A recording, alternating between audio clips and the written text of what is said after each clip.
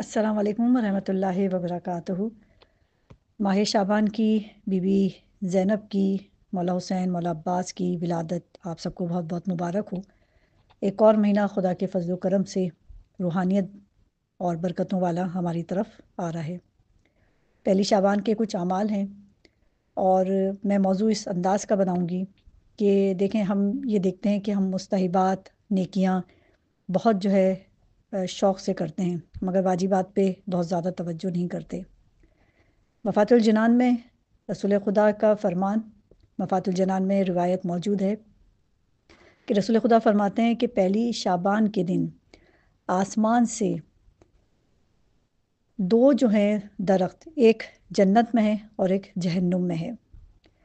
اس کی شاخیں جو ہیں وہ دنیا میں ہر کسی کے گھر پہ آتی ہیں، ہر ایک گھر میں اس کی شاخیں جو ہیں وہ آتی ہیں۔ اور ہم سب کا کام یہ ہے کہ ہم جو ہیں جنت کی جو شاخیں ان کے ساتھ اپنے آپ کو متمسک کریں۔ رسول خدا فرماتے ہیں کہ یہ نیکیاں کی جائیں تو وہ ان شاخوں سے لپٹ جاتا ہے، اور جو یہ برائیاں کرے وہ جہنم کا جو درخت ہے توہر کا، اس سے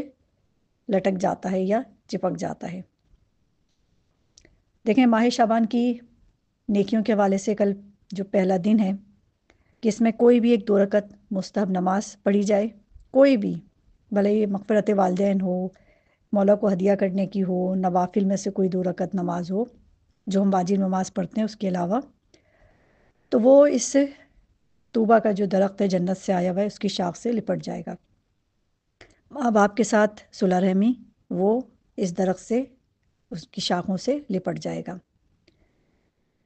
یعنی کل کے دن جو نیکی کی جائے، تھوڑا صدقہ دیا جائے اپنی حسب حیثیت، تو وہ بھی جنت کے اس درخت کی شاخوں سے لپٹ جائے گا۔ اچھا، اب اس کے برعکس اگر ہم دیکھیں، نیکیاں یعنی نیکیوں کی تو کوئی حد ہی نہیں ہے کہ جو بھی کچھ نیکی کل سر انجام دیں وہ ایسا ہے کہ جنت کے ان شاخوں سے جو ہے ہم لپٹ جائیں۔ پھر وہ شاخیں جو ہیں اوپر آسمان پہ بلند ہو جاتی ہیں، اور جو جس شاخ کے ساتھ لپٹا ہوا ہوتا ہے وہ وہیں پہنچ جاتا ہے۔ کل کے دن بالخصوص میں یہ توجہ کرانا چاہوں گی کہ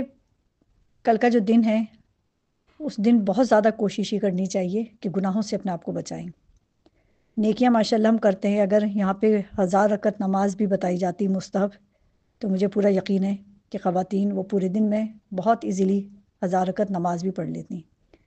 مگر جہاں یہ بتایا جائے کہ آپ نے اس گناہ سے بچنا ہے، وہاں تھوڑا جو ہے وہ پرابلم شروع ہو جاتا ہے۔ تو اب توجہ یہ رکھنی ہے کہ کل کے دن کوئی ایسا گناہ کا کام نہ ہو کہ جو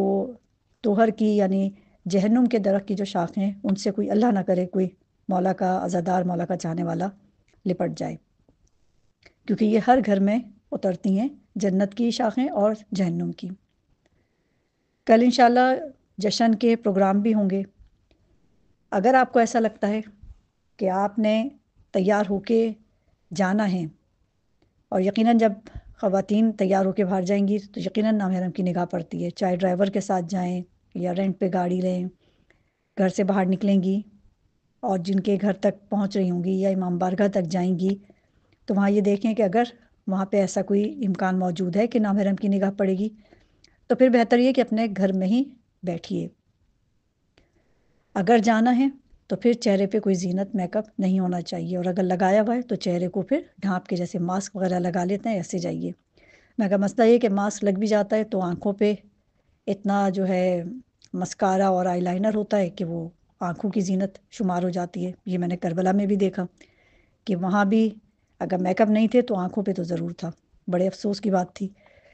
تو بہرحال بچنا ہمیں یہ ہے کہ ہم جہنم کی جو شاخیں نیچے آ رہی ہیں اس سے بچ جائیں۔ نیکیاں تو ہم یقیناً کرتے ہیں، جہنم کے ان سے بچنا ہے، ایسا نہ ہو کہ نیکیاں کرتے جا رہے ہیں اور پتہ چلا کہ گناہ زیادہ ہو رہے ہیں۔ تو پھر بہتر یہ کہ ایسے پروگرامز میں نہ جائیں، گھر میں ہی ایک دن رک جائیے تاکہ ان شاخوں سے نہ آپ لپٹ جائیں جو جہنم سے آ رہی ہیں۔ اگر ایسے پروگرام میں جانا ہے جہاں میک اپ کر کے ہی جانا ہے، میلاد جشن انسان چاہتا ہے یقیناً کہ تیار ہو کے جائے، تو پھر اس چیز کا خیال رکھیں کہ نامحرم کی نگاہ نہ پڑے۔ پیروں میں ساکس ہونے چاہیے اگر نامحرم کے سامنے جا رہی ہیں۔ اگر آپ کے گھر میں بھی ایسے کوئی معاملات ہیں تو کل کے دن اپنے آپ کو بچائیے۔ کہ ساکس پہن کے رکھیے اگر گھر میں دیور جیٹھ نندوئی اس طرح کا کوئی پروگرام ہے، کوئی آنا ہے یا جوائنٹ فیملی میں رہتی ہیں، حتی الامکان کوشش کریں کہ کل جو ہے بچیں۔ میوزک نہیں ہونا چاہیے، کوئی لڑائی جھگڑے کی بات نہیں ہونی چاہیے، کوئی سامنے والا کے کوئی ایسی بات بھی کرے کہ ناگوار ہو تو اس وقت صبر اختیار کیجیے کہ کل کے دن نہ ایسا کوئی معاملہ ہونا چاہیے کہ لڑائی ہو، جھگڑا ہو، بد کلامی ہو، کیونکہ یہ سب معاملات جو ہیں یہ اس والی شاخ سے لپٹا دیں گے جہاں کوئی بھی جانا نہیں چاہتا، یعنی کہ جہنم میں۔ والدین کے ساتھ حسن سلوک، ایک کال کر لی جائے، ان کے لیے کوئی 2 رکعت نماز ان کو ہدیہ کر دی جائے، چاہے وہ زندہ ہیں چاہے وہ مرحوم ہیں، کسی بھی طرح کی نیکی، کوئی بھی صدقہ، یہ سارے اعمال کیے جائیں، گناہوں سے بچا جائے۔ میوزک، منقبت جو آپ کو لگتا ہے کہ میوزک کے ساتھ ہیں وہ کم سے کم کل تو نہ سنیے۔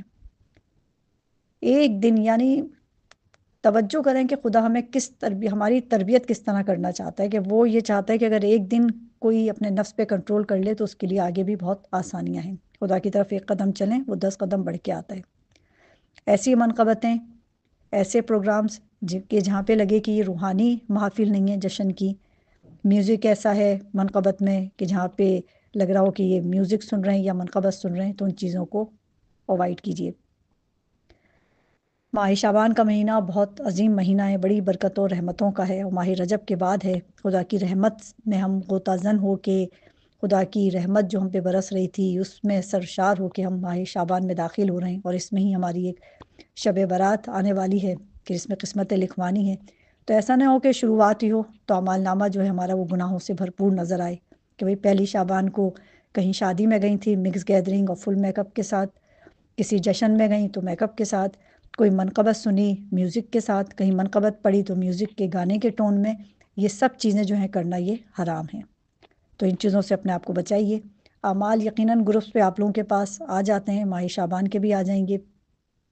آپ لوگوں کو مل جائیں گے جو بھی نمازیں ہوں گی، اور یقیناً کل پہلی ماہ کی جو نماز ہوتی ہے دن کی وہ بھی آپ لوگوں کو معلوم ہے، وہ پڑھی جاتی ہے۔ اعمال اگر یہاں پہ مجھے بھی موقع لگ گیا تو میں آپ لوگوں کے ساتھ شیئر کروں گی۔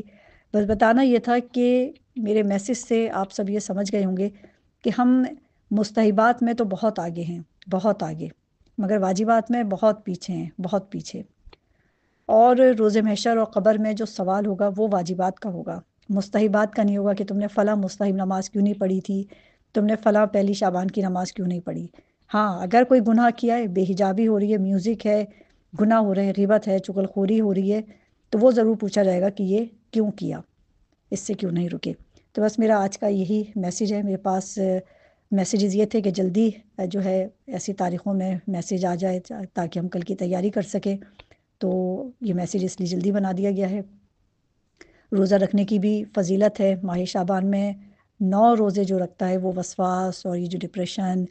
اور برے خیالات، مایوسی، ان چیزوں سے جو ہے وہ انسان محفوظ رہتا ہے۔ ماہ شعبان میں بھلے ہی تھوڑے تھوڑے وقفے کے ساتھ رکھے جائیں، 9 روزے رکھنے کی جو ہے وہ بہت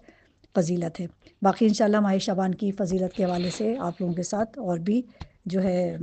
لیکچرز آتے رہیں گے اور میسیجز شیئر ہوتے رہیں گے انشاءاللہ۔